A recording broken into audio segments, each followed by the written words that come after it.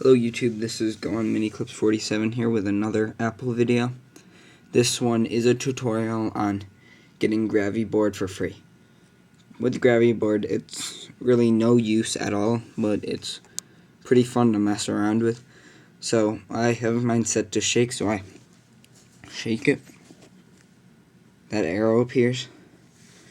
And then your iDevice has gravity.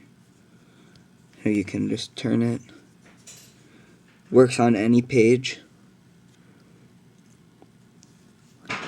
and you can fling stuff, and it's just like fun to play with. So you're gonna want to go to Cydia, Manage, Sources, and you're gonna want to add this one. Once you've added that one, you can either, there's a lot in it, so let's just search it.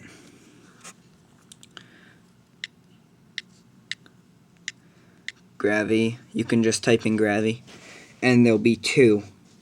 One from Excelis and the paid version from Cydia.